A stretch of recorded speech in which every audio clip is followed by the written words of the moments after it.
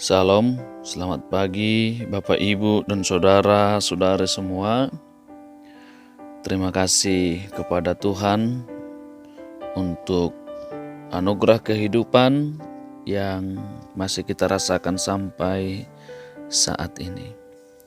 Bapak Ibu dan saudara-saudari semua, sebelum kita beraktivitas, alangkah baiknya kita berserah diri terlebih dahulu kepada Allah dengan berdoa dan mendengarkan firman-Nya. Mari kita berdoa.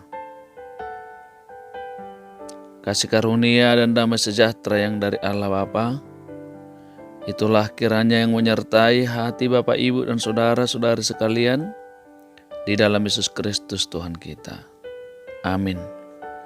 Bapak Ibu dan saudara-saudari semua, firman Tuhan yang menjadi ayat renungan buat kita hari ini, Sabtu 13 Januari 2024, tertulis dalam kitab Matius 6 ayat 6. Begini firman Tuhan. Tetapi jika engkau berdoa, masuklah ke dalam kamarmu, tutuplah pintu dan berdoalah kepada Bapamu yang ada di tempat tersembunyi. Maka Bapamu yang melihat yang tersembunyi akan membalasnya kepadamu. Tetapi jika engkau berdoa, masuklah ke dalam kamarmu, tutuplah pintu dan berdoalah kepada Bapamu yang ada di tempat tersembunyi. Maka Bapamu yang melihat yang tersembunyi akan membalasnya kepadamu. Demikian firman Tuhan. Bapak, Ibu, dan saudara-saudari, kita tentu mengetahui dan mengingat bahwa bagi orang Kristen, doa merupakan napas. Artinya, doa merupakan satu hal yang sangat penting dalam hidup orang percaya. Keberadaan doa seperti napas bagi orang yang hidup. Jika berhenti bernapas, maka orang tersebut akan mati. Jika berhenti berdoa, maka imannya telah mati. Firman Tuhan dalam nas ini mengatakan, jika berdoa, masuklah ke dalam kamarmu, tutuplah pintu. Bagi orang beriman sangat penting tempat khusus untuk berdoa. Misalnya ruangan khusus yang dilengkapi dengan ornamen salib atau lainnya. Yesus ketika bersama dengan muridnya mempunyai tempat khusus untuk berdoa. Keberadaan ruangan ini akan memicu untuk dia berdoa secara teratur. Berdoa di tempat yang hening sangat penting. Pada pagi hari menyerahkan kegiatan satu hari. Pada malam hari mengucap syukur atas penyertaan Tuhan. Dalam setiap kegiatan yang telah dilakukan dan penyerahan diri kepada Allah. Ketika berdoa, hendaknya jangan seperti orang munafik yang berdoa berdiri di depan rumah-rumah ibadat dan pada tikungan-tikungan jalan raya supaya dilihat orang.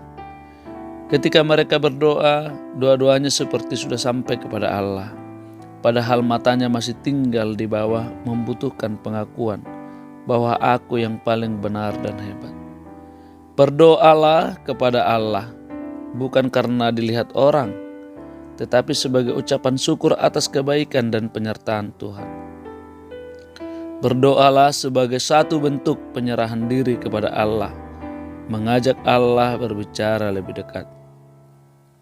Allah hadir dan ada di kamarmu, di tempat yang tersembunyi ketika hanya engkau yang ada di sana. Dia sangat dekat denganmu. Berdoa kepada Allah di tempat yang hening, di tempat yang sangat-sangat sunyi. Artinya penyerahan diri, mengarahkan hidup untuk memuji dan menyembahnya. Sampaikanlah segala keluh kesahmu hanya kepada Dia. Dia yang bersedia mendengar dan membalas. Amin, kita berdoa. Terima kasih Tuhan telah mengingatkan kami betapa pentingnya untuk datang kepadamu, mengadukan semua kehidupan kami, aktivitas kami. Karena doa merupakan suatu kekuatan komunikasi kami untuk selalu hidup di dalam Tuhan. Kiranya Tuhan berkati kami senantiasa umat-Mu.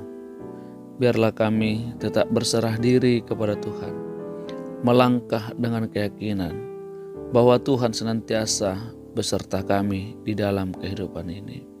Kami serahkan sepenuhnya kehidupan umat Tuhan, dimanapun mereka berada. Yang sakit Tuhan sembuhkan, Tuhan kuatkan, Tuhan pulihkan. Yang berduka cita Tuhan hiburkan. Orang-orang yang sedang berjuang, kiranya Tuhan bantu mereka. Tuhan kuatkan, Tuhan semangati. Kami percaya yang dari Tuhan selalu yang terbaik. Kami berserah diri sepenuhnya ke dalam tangan-Mu. Di dalam Yesus Kristus kami berdoa dan mengucap syukur. Amin. Anugerah Tuhan kita Yesus Kristus dan kasih Allah Bapa dan persekutuan Roh Kudus kiranya menyertai-mu sekalian. Amin.